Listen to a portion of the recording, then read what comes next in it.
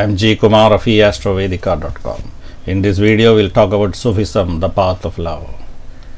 The word Sufi is derived from the Greek Sophia, meaning wisdom. It is known as Tasawwuf, mysticism in Arabic, and is considered by scholars as the mystical, the inner, or the psycho-spiritual aspect of Philosophia Islamica.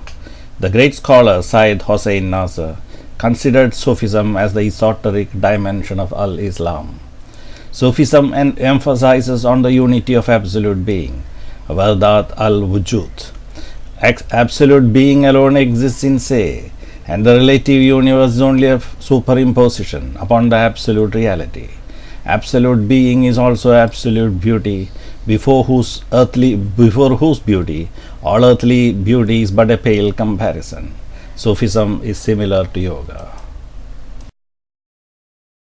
Influence of Neoplatonism on Sufism. Plotinus, the founder of Neoplatonism, conceived the divine as the alpha and omega of existence, its source and goal.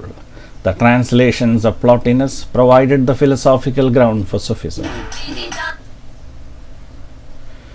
One is struck by the similarities which exist in both systems with regard to the concept of God, the soul, the body, vice and virtue, life and death, and beauty.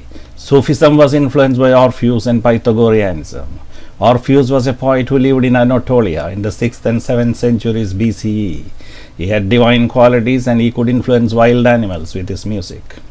He postulated that the human soul can achieve perfection by refining itself from all passions and worldly possessions.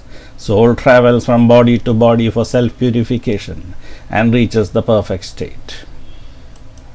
Pythagoras adopted Orpheus' philosophy and integrated it with his own concepts. Plotinus, the founder of Neoplatonism, took Plato's theory of ideas and reinterpreted them from Protagoras' point of view.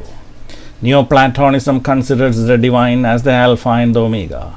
From him everything comes into being, in him everything exists, and to him all merges back. Communion or union with him is the highest goal.